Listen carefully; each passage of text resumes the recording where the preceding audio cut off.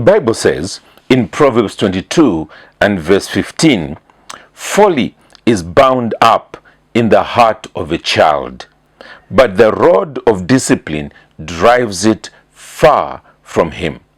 And often when I think about this verse, I think about the importance, the vital place of fathers in homes, because fathers are the primary disciplinarians. And so it is important for us to think today about the role of fathers. Or better still, I want us to think about what happens in homes where there are absentee fathers.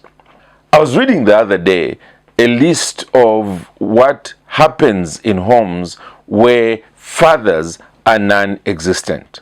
Let me just quickly draw your attention to that list. One of them said that the children are 4 times in greater risk of poverty. The reason is because the man is the primary breadwinner, while the wife is the primary bread maker. And so this explains why the absence of a father often leads to less of an economic foundation to enable children to build their own wealth upon in years to come. Number 2 is that they are 7 times more likely to become pregnant as teens. Again, teenage girls need to have a male figure in their lives who can love them emotionally without taking advantage of them sexually. Without a father, most teenage girls look for this love in all the wrong places. Number 3, the children are more likely to have behavioral problems. When children enter adolescence, their hormones begin to run riot. That is when mothers fail to handle them and behavioral problems get set in concrete. They need to have that strong masculine figure in their lives to hold them down. Number 3, the children are more likely to face abuse and neglect. There's no doubt that there is nothing that can be compared to a mother's love and care. However, when mothers remarry, it becomes hard for the new men in their lives to really connect with the children, and often the result is abuse or neglect. Let's go on. Number 5, children are 2 times at greater risk of infant mortality. Most of the babies who die in the womb do so because they have been aborted. I think, let's face it, that's a fact. However, even after birth, the absence of the help of a loving husband can have deathly consequences. Let's go on. Item number 6. The children are more likely to abuse drugs and alcohol. This is often the result of the failure by teens to handle their hormonal changes. They want to experiment with adult fun. A father in the home will not allow this. He detects it very early, and discipline soon moves in. Number 7, children are more likely to go to prison.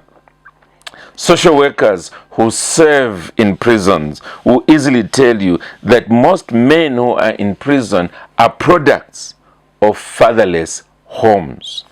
The failure to discipline in the home landed the children in the hands of policemen. And the point is quite clear. They should have not been there if there was a father in the home to help. Number 8, the children are 2 more times likely to suffer obesity. Now, this list is definitely not a Zambian one, because that's a situation that is a lot more rare in our situation. But in Western countries, it's the order of the day.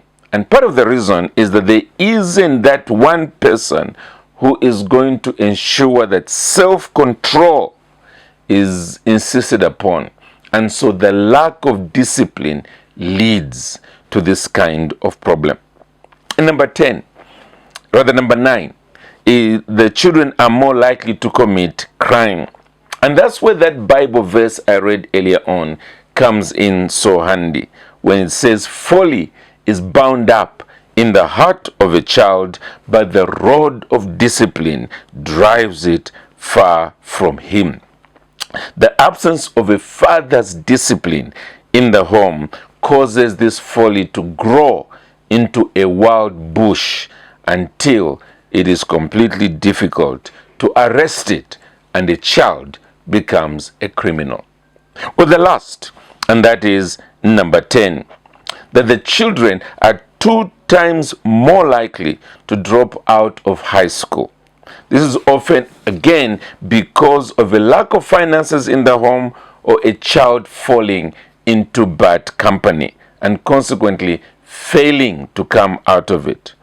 Too many brilliant children have been lost to education primarily because there was no father figure in the home.